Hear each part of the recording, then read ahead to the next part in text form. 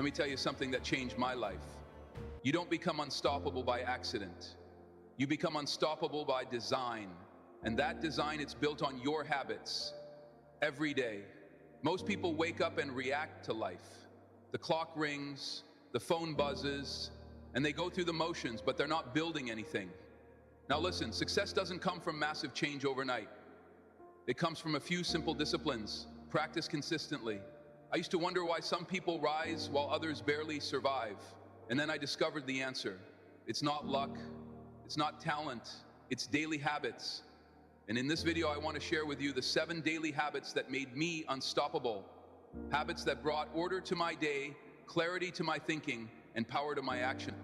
So if you're tired of feeling stuck, if you know you're capable of more, and if you're ready to take control of your time, your mind, and your future, then don't just watch this video, study it. Because one idea, one habit can change everything. Let's begin. Habit 1. Plan your day before it begins. Let me give you one of the most powerful ideas you'll ever hear. Don't start your day until it's finished. Now you might say, Jim, what does that mean? It means that you should never walk into a day unprepared. You should never wake up and wonder what to do. Because if you do, life will take over. And if you don't have a plan, trust me, someone else does. See, most people live by reaction, not by intention. They wake up and check their phones, scroll through distractions, chase whatever's urgent and call that living. But I call that surviving, not thriving. Now here's the truth. The difference between a busy person and a productive person is the plan. A plan gives your day structure, it gives your time, purpose, and most importantly, it gives you control. You see, the act of planning doesn't take long, just 10 quiet minutes in the morning, or better yet, the night before, and in that time you decide what matters. You decide what gets done. You decide who gets your attention and who doesn't. Now, let me tell you what I do before I end the day. I ask myself, what are the 3 most important things I need to do tomorrow? Not 30, just 3. And I write them down on paper, because when it's written down, it becomes real. And when it's real, it can be achieved. Writing it down forces clarity. It eliminates noise, and it gives your subconscious mind a clear set of instructions. There's another secret. When you plan your day, you don't just control your time. You take control of your emotions. You eliminate the morning confusion. You reduce stress. You walk into the day with purpose, and people notice it. You become the kind of person who's ahead, not always catching up. And let me tell you, there's magic in being ahead. Now here's the question I leave you with. When will you start finishing your day before it begins? Don't leave your life to chance. Don't leave your success to luck. Start each day with clarity, purpose, and discipline, because the person who plans the day wins the day. So tonight, before your head hits the pillow, take 10 minutes, write down your plan, and tomorrow watch how different your day becomes. Habit 2, feed your mind with wisdom. Let me tell you something I learned early on. Your mind is like a garden. You can plant flowers or you can grow weeds, but either way, something's going to grow. And here's the principle. If you want to live a rich life, you have to feed your mind. It's your most valuable asset, because it is. Now, I used to think, Jim, I don't have time to read. But then I realized I had time for television, I had time for gossip, I had time for nonsense. What I didn't have was direction. So here's what changed everything for me. I made it a daily habit to feed my mind with something wise, something true, something that made me grow. Books, lectures, audio programs, mentors, podcasts, ideas that challenge me, stretch me, improve me. Miss a meal if you have to, but never miss your daily feeding of the mind. Now, why is this so powerful? Because your mind is a filter. It decides how you interpret the world, what you believe about yourself, what you expect from others, what you think is possible. Feed your mind junk, and you'll live a junk life. Feed your mind wisdom, and you'll start making better choices, building better habits, living at a higher level. Here's what I recommend. Start with 10 pages a day, not 100, not 50, just 10 pages from a great book, a book on personal development, finance, health, relationships, philosophy, leadership, success, whatever area of life you want to improve, feed it. 10 pages a day doesn't sound like much, but that's 3,650 pages a year. That's the wisdom of 10 or 15 books.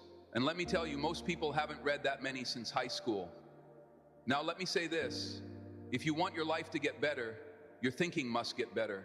And if your thinking improves, your decisions improve. And if your decisions improve, so does your income, your relationships, your opportunities, and your joy. You want to be unstoppable.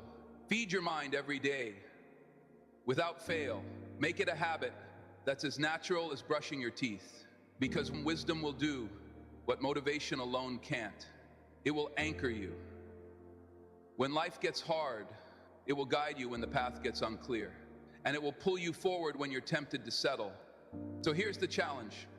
Find your first book, open to page 1, and let that be the day your mind stopped shrinking and started growing.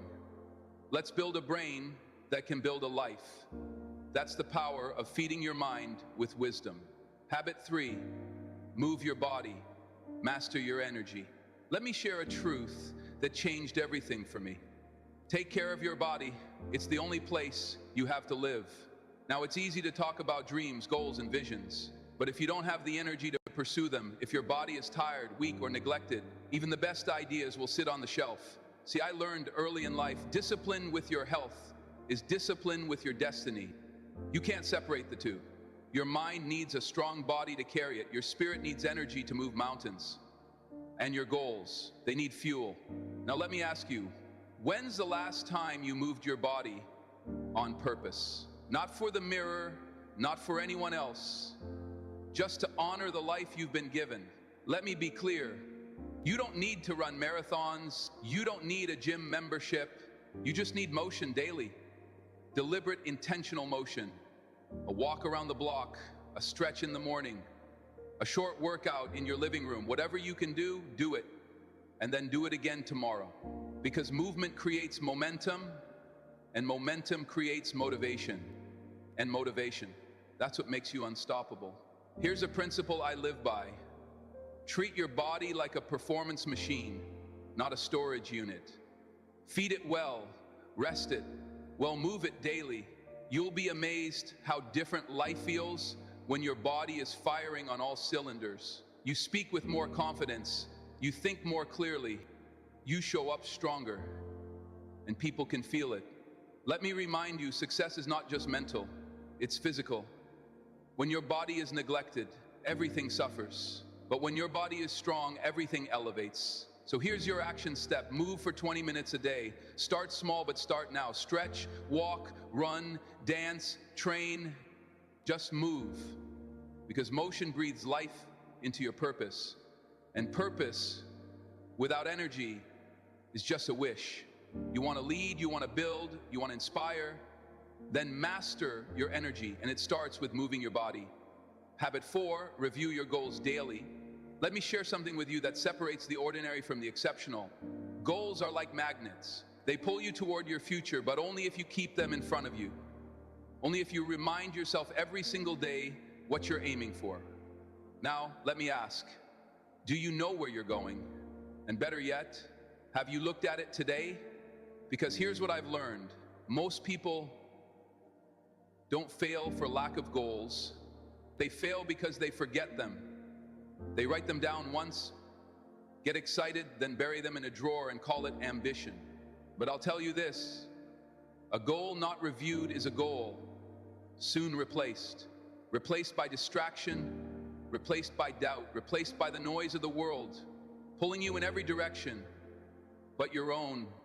Here's what I did every morning before the world had a chance to speak. I reviewed my goals. I read them. I visualized them. I felt them. Why? Because it reminded me who I was, where I was going, and why it mattered. See, goals aren't just tasks, they're targets. And if you don't aim daily, you'll drift weekly and fail yearly. Now let me make this simple. Pick your top 3 goals right now. Big or small, personal or professional, doesn't matter. And starting tomorrow morning, do this. Read them out loud. Let them get into your eyes, your ears, your spirit. Speak them until you believe them. Believe them until you pursue them. Pursue them until you achieve them. Section Daily Review brings daily focus, and focus is how you win. You want to change your life? Don't look at your goals on New Year's Eve. Look at them every morning like a commander reviewing the mission, because that's what you are, the commander of your future. So here's the challenge. Put your goals where you can see them, by your mirror, on your phone, inside your notebook, wherever you need to put them there, and then look at them every day. Because the more you see them, the more you feel them, and the more you feel them, the more likely you are to make them real. Review your goals daily, because the future belongs to those who prepare for it, one day at a time. Habit 5, practice gratitude intentionally. Let me share something with you that doesn't get talked about enough. Gratitude is not an emotion, it's a practice. You see, it's easy to be thankful once a year, but the real power, the real transformation that comes when you make gratitude a daily discipline, because here's the truth. What you focus on expands. If you focus on your problems, they grow. If you focus on your lack, it multiplies. But if you focus on your blessings, something incredible happens. So does your joy, so does your peace, and so does your strength. Now, I used to think gratitude was just saying thank you, but it's more than that. It's a way of seeing, it's a lens, it's a habit of the heart. Most people wake up and think about what they don't have, what's missing, what's wrong, and then they wonder why the day feels heavy, why the energy is low, why the fire is gone. Let me tell you, you can't build a rich life from a bitter mindset. You've got to train your eyes to see the good, even when life feels hard, even when the road is long. So here's what I started doing. Every morning, I wrote down 3 things I was grateful for. Not 10, not 20, just 3 simple things. A good cup of coffee, a warm bed, the chance to try again. And it changed my spirit, it changed my attitude, and listen, it changed how I treated people, because when you feel grateful, you speak differently, you walk differently, you attract better opportunities, you carry a presence that lifts the room. People want to follow someone who's grateful, not someone who's resentful. And here's the best part. You don't have to wait for something big to happen. Gratitude doesn't require more. It requires awareness. Start where you are. Be thankful for what you've got. And that attitude, that energy, it will make you unstoppable. So here's your challenge. Every morning before the day begins, write down 3 things you're grateful for. And then feel it. Let it soften your heart. Let it renew your perspective. Because gratitude isn't just a good habit. It's a winning habit. And remember, learn to be thankful for what you already have while you pursue all that you want. That's how you grow. That's how you lead. That's how you rise. Habit 6, speak with purpose and positivity. Let me tell you something. I learned the hard way. Your words are seeds, and every time you speak, you plant something. Now the question is, what are you planting? You see, some people speak like it doesn't matter. They gossip, they complain, they criticize. And then they wonder why their life feels heavy, why their relationships fall apart, and why opportunity keeps slipping by. But I'll tell you what I discovered. Words do 2 major things. They provide food for the mind, and they create light for understanding. What you say becomes what you believe, and what you believe becomes what you live. So if you want to raise the quality of your life, you've got to raise the quality of your speech. Now, I'm not talking about sweet talk or fake positivity. I'm talking about speaking with purpose, speaking with vision, speaking with kindness, intention, and clarity. Because here's the truth. Negative words will destroy your confidence faster than failure ever could. And on the other hand, a word of courage, a word of belief, a word of vision that can change a life, yours or someone else's. So I made it a habit. I watched my mouth. I trained myself to speak about what I wanted, not what I feared. I encouraged others. Even when I felt discouraged, and I chose to speak life, not limitation. Let me challenge you right now. How do you speak about yourself? Do you say, I'm always tired, I can't do this, nothing ever works for me? Those aren't just statements, they're agreements. And your life will rise or fall to the level of your words. But speak with belief, speak with hope, speak with vision, and watch your life begin to mirror that energy. Here's your habits. Every day, say something positive about your future. Say something encouraging to someone else. And say something honest that moves you forward, not backward, because your voice carries power more than you know. Don't use your words to describe your situation. Use them to transform it. Speak as if the world is listening, because it is. And more importantly, so are you. Habit 7. Reflect, refine, and prepare for tomorrow. Here's a habit I wish I had learned sooner. Let your past be a school, not a club.